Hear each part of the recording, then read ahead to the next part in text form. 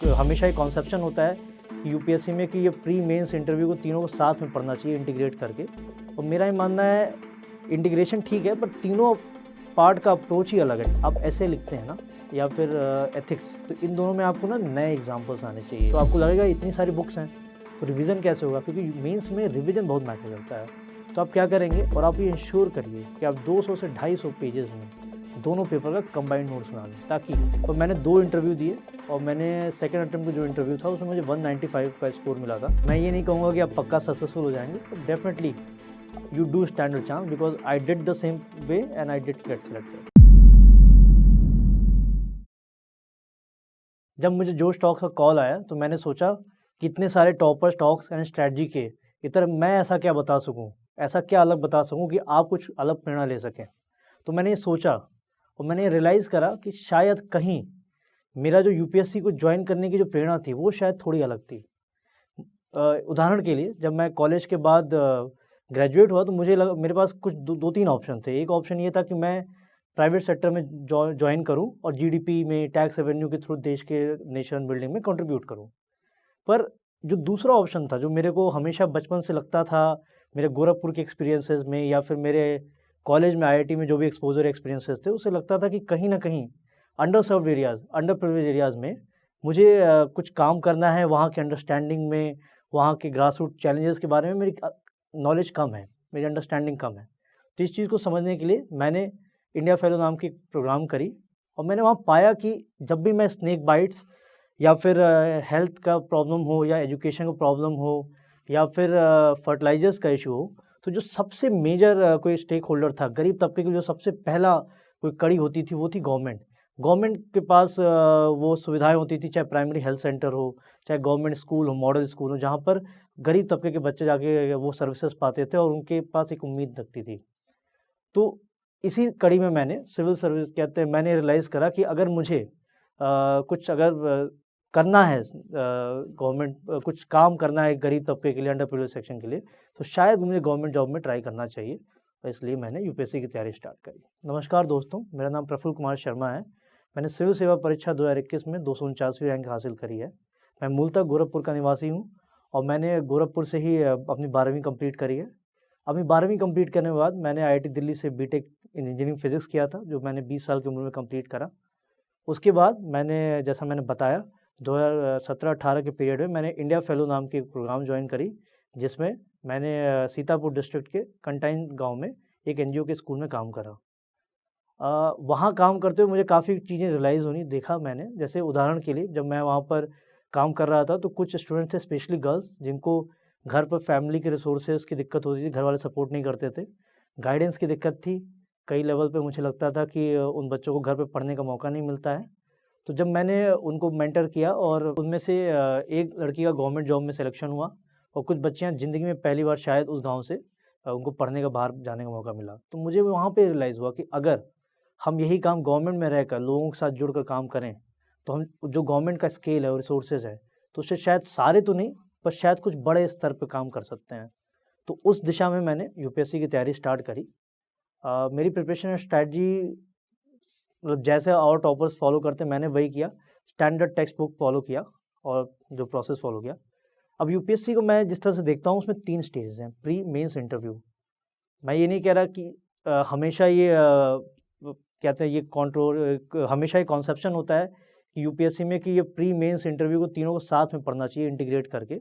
और मेरा ये मानना है इंटीग्रेशन ठीक है, पर तीनों पार्ट का अप्रोच ही अलग है, टेस्टिंग अप्रोच अलग है। जैसे आप प्रीलिम्स की बात करेंगे, वो आपकी रिकॉलिंग मेमोरी को चेक करता है, मेंस आपके रिटन कम्युनिकेशन को चेक करता है, और जो इंटरव्यू है वो आपके ओरल कम्युनिकेशन को चेक करता है। तो मैं आपको ये कहूँगा कि तीनों के लिए जो तरीके हैं, आपको तीनों के लिए डिफरेंट तरीका अपनाना चाहिए। अब जैसे प्रीलिम्स की हम बात करते हैं, तो प्रीलिम्स में मैं मानता हूँ कि आपको स्ट्रैटेजी, जो भी हर जगह आपने सुना होगा कि स्टैंडर्ड बुक्स जो फॉलो करनी होती हैं, पॉलिटी के लिए लक्ष्मीकांत, ज्योग्राफी की एनसीईआरटी, मॉडर्न इंडिया के लिए स्पेक्ट्रम, या फिर एनवायरनमेंट के लिए क्लास 12th की बायोलॉजी की 10th यूनिट, और इकोनॉमी के लिए श्री राम आया सर, मुन्ना लाया सर की कोई एक बुकलेट। तो अगर आप ये पाँचों कर रहे हैं तो आप ठीक कर रहे हैं। मेरे हिसाब से इससे ज़्यादा करने से बढ़िया आप प्रीवियस ईयर क्वेश्चंस करें, एनालाइज करें कि कहाँ पे यूपीएससी क्वेश्चंस को रिपीट कर रहा है, किस थीम को रिपीट कर रहा है। जैसे मैंने देखा है आर्ट एंड कल्चर में बुद्धिज़्म को काफ़ी वो यूपीएससी का फोकस रहता है। अब मुझे और देखना पड़ेगा कि इधर के सालों में और क्या चेंज हुआ है। तो उस सेंस से मुझे लगता है कि आपको यूपीएससी ये प्रीलिम्स की तैयारी करनी चाहिए। और अगर आप प्रीलिम्स के लिए, करंट अफेयर्स के लिए आप ज़्यादा परेशान मत होइएगा। कोई एक मंथली मैगजीन कर सकते हैं और न्यूज़पेपर फॉलो कर सकते हैं अपनी अंडरस्टैंडिंग डेवलप करने के लिए। अगर आप इतना कर रहे हैं तो मेरे हिसाब से प्रीलिम्स निकलना चाहिए। एटलीस्ट मेरा निकला था, मैंने 3 अटेम्प्ट दिए थे यूपीएससी में और तीनों ही अटेम्प्ट में मेरा प्रीलिम्स निकला था अच्छे मार्जिन से, कट ऑफ के। उसके बाद हम बात करते हैं मेंस की।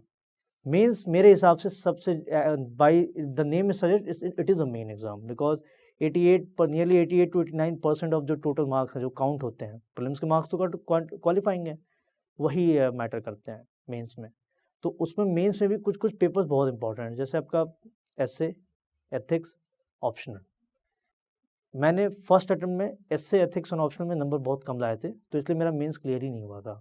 तो मैंने सेकेंड अटेम्प्ट में इन पर बहुत ट्राई किया था। तो जैसे आप ऐसे लिखते हैं ना, या फिर एथिक्स, तो इन दोनों में आपको ना नए एग्जाम्पल्स आने चाहिए।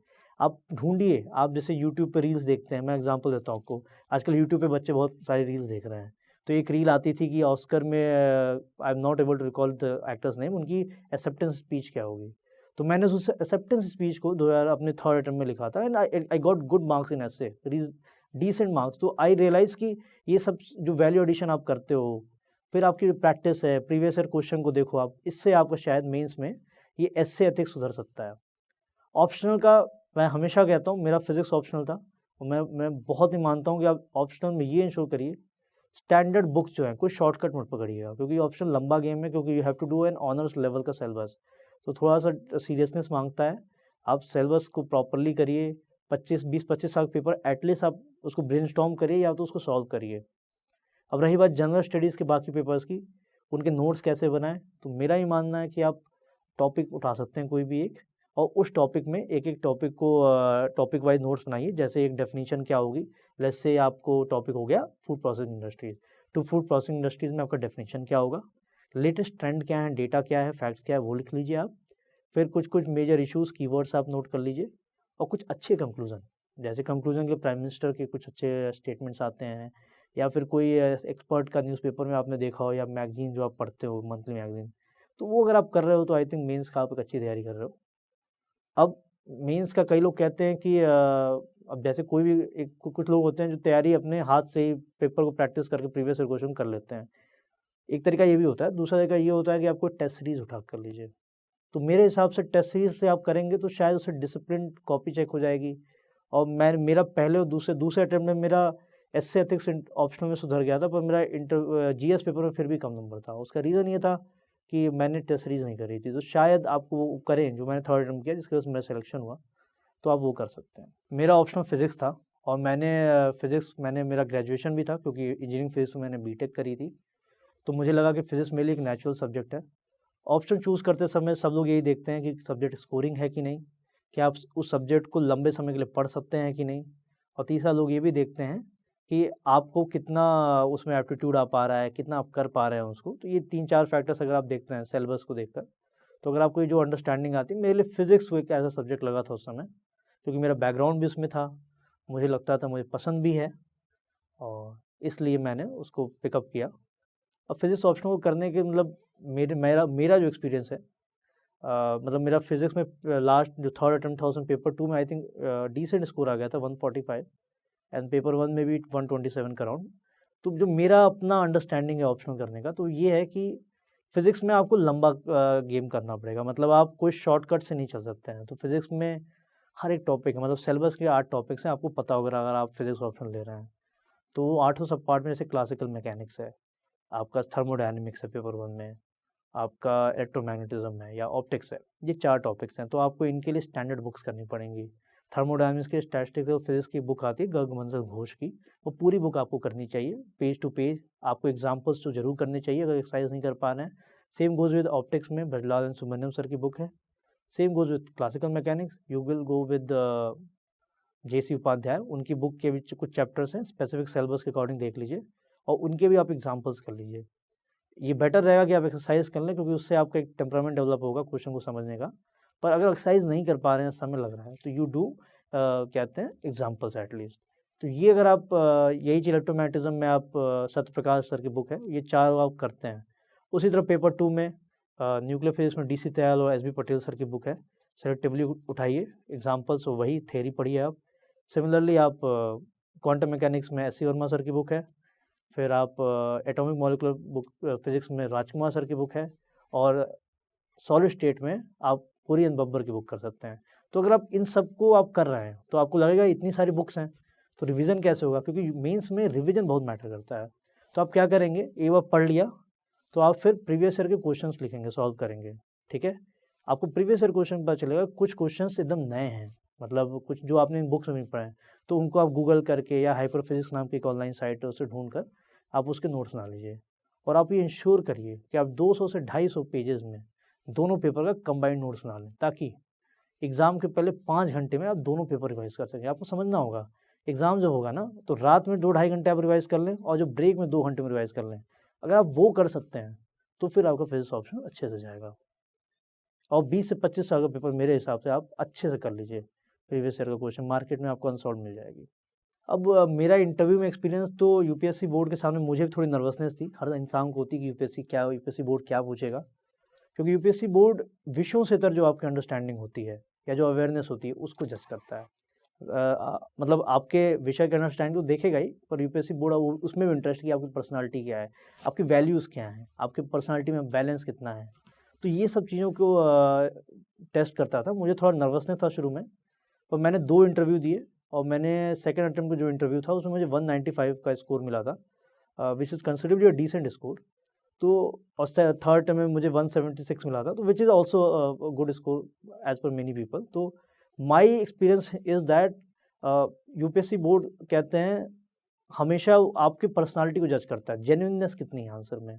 तो मुझे याद है कि थर्ड में जब मैंने इंटरव्यू में कई सारे क्वेश्चन थे जिनके मुझे आंसर नहीं आते थे, मैंने ऑनेस्टली बता दिया सर को कि सर मुझे नहीं पता है ये, this is something I need to read up more about. Similarly UPSC board ये एक्सपेक्ट करता है कि आप कुछ भी क्वेश्चन का आंसर दीजिए, जेन्युइन दीजिए। जैसे मुझे याद है सेकंड अटेम्प्ट में जब मुझसे पैनल ने पूछा कि why do you want to join civil services, तो सर ने मुझे ये साथ में बोला कि वो आंसर मत देना which is already no theoretical answer की why you want to join civil services and other thing. And वहाँ पे जो मेरा प्रीवियस एक्सपीरियंसेस थे पास में जो भी मैंने काम किया था, ऑफ कोर्स आपको ये वो चीज़ें नहीं बोलनी होती जो आपको बोलना पसंद है, जो आप बोलना चाहते हैं बोर्ड के सामने, सिखाना चाहते हैं कि आप में क्या-क्या अच्छी चीज़ें हैं। आपको वो चीज़ें बोलनी होती हैं जो आपसे पूछी जाएँ। पर मेरा ये मानना है अगर आपके अंदर कोई एक जो वैल्यूज़ हैं, वैल्यूज़ कहीं नहीं जाती हैं। तो ज़रूर उनके क्वेश्चन्स अलग थे, पर वो कहीं न कहीं जो मेरा एक्सपीरियंस था, अंडरस्टैंडिंग और एक्सपोज़र था, वो जो सहजता थी और जो फ्रैंकनेस थी वो मेरे लिए हेल्प करी। तो मुझे लगता है यूपीएससी में आप भी अगर इंटरव्यू दे रहे हैं तो ये सारी छोटी-छोटी चीज़ों पर ध्यान रखिएगा। और एक बहुत इंपॉर्टेंट चीज़ है, कोई भी अगर क्वेश्चन कंट्रोवर्शियल लगता है या फिर आपको लगता है कि इस क्वेश्चन में स्टैंड लेना है, क्वेश्चन वो वैसे भी कंट्रोवर्शियल पॉलिटिकल जल्दी नहीं पूछते हैं। तो अगर स्टैंड लेना है तो आपको भी कोशिश करनी चाहिए कि आप क्वेश्चन के अंदर ऑब्जेक्टिवली बात करिए, फैक्ट के साथ बात करिए। मतलब आई बिलीव के रादर आप ये कहिए कि एज़ पर सम ओपिनियन, एज़ पर सम फैक्ट, तो वो भी काफ़ी हेल्प करता है। तो जैसे मैं ये क्यों कह रहा हूँ आपको, जैसे कई लोग कहेंगे पर्सनैलिटी टेस्ट का मतलब तो ओपिनियन देना हुआ, तो आपको अपनी ओपिनियन देनी चाहिए। तो मैं भी मना नहीं कर रहा हूँ आप अपनी ओपिनियन मत दीजिए, पर जो भी ओपिनियन दीजिए वो इन्फॉर्म्ड ओपिनियन होनी चाहिए। अगर आप कोई स्टैंड ले रहे हो तो उसके पीछे कोई बेसिस तो होना चाहिए ना। There should be a difference between you and someone who has not read up. Otherwise आप एक ओपिनियन दे रहे हैं तो मैं भी एक ऐसे ही रोड पे जाऊँगा, कहीं अखबार में से कोई न्यूज़ सुनी मैं बता दूँगा, राइट? तो कहीं न कहीं आपकी अगर इन्फॉर्म्ड ओपिनियन है, तो कोई भी ओपिनियन इन्फॉर्म्ड होनी चाहिए। इन्फॉर्म्ड मतलब आप फैक्ट के साथ बात करेंगे, ऑब्जेक्टिव रहेंगे, आप पॉलिटिकली न्यूट्रल रहेंगे। That is precisely the civil services values also. तो अगर मेरे हिसाब से अगर आप इस तरीके से प्री मेंस इंटरव्यू करते हैं, तो मैं ये नहीं कहूँगा कि आप पक्का सक्सेसफुल हो जाएँगे, but definitely you do stand a chance because I did the same way and I did get selected. अब कहते हैं ये क्वेश्चन भी उठता है कि मेरा यूपीएससी, तो अब इससे आपको समझ में आ ही रहा होगा कि मेरे को यूपीएससी ज्वाइन करने का जो मेजर रीज़न था, वो मेरा एक इंस्पिरेशन था। वो एक काफ़ी स्ट्रॉन्ग इंस्पिरेशन था, क्योंकि वो मेरे एक्सपीरियंसेस से बैक्ड अप था। तो अब कई लोग कहेंगे कि sir a lot of us have, कहते हैं कुछ लोग ज्वाइन करना चाहते हैं इस इंस्पिरेशन के लिए कि they want to make their family proud. A lot of people want to improve their prestige. A lot of people also want to join the services because it's simply a good professional job opportunity. तो मेरे हिसाब से all of them are very valid option. पर जो मेरे को लगता है जो कॉमन बाइंडिंग फैक्टर है in all this is the purity of intention. What do I mean by purity of intention is, if you are trying for something, if your intention is very pure, if you really want to make your family proud, then you will put all the effort that it will take to make your family proud. So I think that is the what do you call the D factor. What do we call that? What is that factor which will be different than other aspirants? Because a lot of aspirants give up preparation or they do distract because that purity of intention is missing. What intentions are doesn't matter. The purity of that intentions are what that matters. तो मुझसे काफ़ी लोग अब मुझसे कोई पूछेगा कि मेरी तरफ से क्या एडवाइस है आपको, तो हो सकता है अभी मैं इतनी उम्र तो नहीं हुई है कि मैंने पूरी दुनिया देख ली है, पर जो छोटा सा मेरा लाइफ एक्सपीरियंस है वो ये कहता है कि कुछ जो एडवाइसेस हैं. पहला एडवाइस ये है कि आप कोई भी चीज़ प्लान मत करके चलिएगा. जब मैं क्लास 12th में था तो मैं सोचता था मैं शायद रिसर्च करूँगा, इसलिए मैं बीटेक किया. जब मैंने बीटेक ख़त्म किया तो मुझे लगा कि एनजीओ में जाऊँगा तो वहाँ काम करूँगा, पर वहाँ पे भी मुझे लगा नहीं, यहाँ से सिविल सर्विसेज, और सिविल सर्विस मुझे लगता था 1 साल के 1 अटेम्प्ट के अंदर क्लियर हो जाएगा. But it took 3 attempt. तो don't plan thing. I am not saying planning is a bad thing, planning is a good thing, but plan it but always expect कि कुछ सरप्राइजेस हो सकते हैं, and that is the life. Second चीज़ जो मुझे लगती है वो ये है कि मेरे मेंटर ने मुझे बोला था कि कुछ भी अगर आप करते हैं लाइफ में ना, हमारे ह्यूमंस की प्रॉब्लम होती है, हमारा थोड़ा शॉर्ट विजन होता है. तो अ लॉट ऑफ एस्पिरेंट्स क्या करते हैं, वो पहला अटेम्प्ट क्लियर देते हैं, फिर देन दे गेट डिस्ट्रैक्टेड कि हमारा नहीं हुआ इस अटेम्प्ट में, they get disheartened and then they start distracting क्योंकि उनको लगता है बहुत सारा स्ट्रेस है, and then they start finding about backup, which is not a bad thing, which is a valid point. But आपको थोड़ा लॉन्ग टर्म भी सोचना चाहिए कि यहाँ से 5 साल बाद आप क्या करना चाहते हैं, 10 साल बाद क्या करना चाहते हैं. तो वो जो थोड़ा सा स्ट्रेटजिक विजन अगर आप अपने लाइफ के करियर के बारे में सोच सकें तो आपको थोड़ा सा ना प्रेजेंट की स्ट्रेसफुल सिचुएशन से हैंडल करने का मौका मिलेगा, जो कि काफ़ी प्रैक्टिकल एडवाइस होगी मेरे हिसाब से. और थर्ड चीज़ जो मैंने सिविल सर्विसेज ही नहीं एनजीओ में काम करते हुए देखा था, और वो ये था कि कहीं ना कहीं अगर आप एज अ यूथ कुछ भी करना चाहते हैं, कि चेंज करना चाहते हैं या कुछ बड़ा परिवर्तन लाना चाहते हैं, तो ये हमेशा याद रखिएगा, परिवर्तन करना बड़ा ही लंबा समय का काम है, पेशेंस का काम है, और हो सकता है ना भी हो. तो मेरा ये आपको पर्सनल एडवाइस है, इतना शायद रिलेवेंट ना लगे प्रिपरेशन के तहत, पर इन लाइफ में मैं आपको कहूँगा आप नो हार्म प्रिंसिपल को फॉलो करिएगा. किसी का हार्म ना हो वो ज़्यादा इंपॉर्टेंट रादर देन कि आपका जो इनिशिएटिव वो वर्क ही कर जाए. वो वर्क कर जाए तो better, but it should not at least harm the people. Because जो मसले पे आप काम करेंगे गवर्नमेंट में, उसमें आप अंडर प्रिविलेज सेक्शन को टच कर रहे हैं, और उनका हार्म करना is not right, I think, in my opinion. अंत में मैं अपनी बात को इन लाइनों से ख़त्म करना चाहूँगा जो मेरी ज़िंदगी में और हर इंसान की ज़िंदगी में काफ़ी इंपॉर्टेंट लाइन्स हैं, उनकी मीनिंग को समराइज़ करती हैं. वो कहते हैं ना, सबको मिल जाएगी मंजिल, ये ज़रूरी तो नहीं, ज़िंदगी राह है, सफ़र है, यूं ही चलते रहना, तुम चिरागों की तरह राह में जलते रहना और हर अंधेरे को उजाले में बदलते रहना. और इसी के साथ आप सभी को all the best for the upcoming civil services examination, and I hope you do the best of whatever you want to do in your life. Thank you. Hello aspirants, हम में से बहुतों का सपना है आईएएस ऑफिसर बनने का, लेकिन ये जर्नी बहुत महंगी है और इसीलिए बहुत एस्पिरेंट्स ने हमें रिक्वेस्ट किया कि क्या जोश एस्पिरेंट्स को हेल्प कर सकता है फाइनेंशियली उनकी इस जर्नी में. तो इसीलिए जोश टॉक्स ने कांटेक्ट किया इंग्लिश मीडियम के लिए एमके यादव सर को और हिंदी मीडियम के लिए निर्माण आईएएस के केडी सर को. आपने शायद नाम तो सुना ही होगा. एमके यादव सर और केडी सर दोनों ही यूपीएससी के बहुत ही फेमस टीचर्स हैं जो दिल्ली में ऑफलाइन और ऑनलाइन दोनों पढ़ाते हैं. एमके यादव सर की एक बहुत ही फेमस स्टूडेंट है रितिका जिंदल मैम, जिन्होंने 2018 में AIR 88 हासिल किया. उन्होंने जोश टॉक्स भी दी हैं. उनके और बहुत से स्टूडेंट्स ने भी जोश टॉक्स दी हैं जो कुछ ही टाइम में रिलीज होने वाली है. केडी सर के भी बहुत स्टूडेंट्स ने यूपीएससी में टॉप रैंक्स प्राप्त की हैं. कुछ ही समय में उन्हीं के स्टूडेंट्स की भी टॉक्स रिलीज होने वाली है. तो हमने एमके यादव सर और केडी सर को कांटेक्ट किया और रिक्वेस्ट किया कि जोश की फैमिली के लिए वो एक बहुत ही बड़ी स्कॉलरशिप दे पाए, क्योंकि अब 2024 में जो भी अटेम्प्ट देना चाहते हैं उनके लिए अब तैयारी शुरू करने का टाइम आ गया है. हमें बहुत ही खुशी है कि दोनों सर ने जोश की टीम को इसमें सपोर्ट करने के लिए हाँ बोल दिया है. जोश की फैमिली के लिए केडी सर और एमके यादव सर दोनों ही हमें स्कॉलरशिप प्रोवाइड करेंगे, यानी कि वो क्वालिटी की एजुकेशन जिसकी फीस लाखों में जाती है अब अफोर्डेबल हो पाएगी। ये हेल्प वैल्यूएबल है सबसे ज्यादा उन नए एस्पिरेंट्स के लिए जिन्हें फाउंडेशन कोर्स करना है लेकिन लाखों की फीस वो अफोर्ड नहीं कर सकते। जोश फैमिली की ये स्कॉलरशिप पाने के लिए हम नीचे दिए गए गूगल फॉर्म को फिल कर सकते हैं। जब आपको कॉल आए तो प्लीज मेंशन करना मत भूलना कि आप जोश फैमिली के पार्ट हैं ताकि आपको स्कॉलरशिप मिल पाए। जोश टॉक्स को बहुत गर्व है कि अब एस्पिरेंट्स को जोश सिर्फ कहानियों से नहीं बल्कि असलियत में फाइनेंशियली सपोर्ट कर पा रहा है। जोश टॉक्स का सपना कभी भी सिर्फ जोश टॉक्स बनाना नहीं था। जोश का मानना है कि हम सब में एक काबिलियत है अपनी जिंदगी में कुछ बड़ा हासिल करने की, मगर कुछ परिस्थितियों की वजह से हमारा वो अंदर का टैलेंट बाहर नहीं आ पाता। लेकिन अब कम से कम हमारी फाइनेंशियल स्थिति हमें अपने आईएएस बनने के सपने से रोक नहीं सकती। जोश टॉक्स एक बड़े भाई या बहन की तरह हर वक्त हम सबको जिंदगी में आगे लेके जाने के लिए प्रयास में लगा रहता है। आप जाके बस अपना 100% दीजिए, एक भी दिन जाया मत होने दीजिए, बाकी जोश संभाल लेगा। जय हिंद।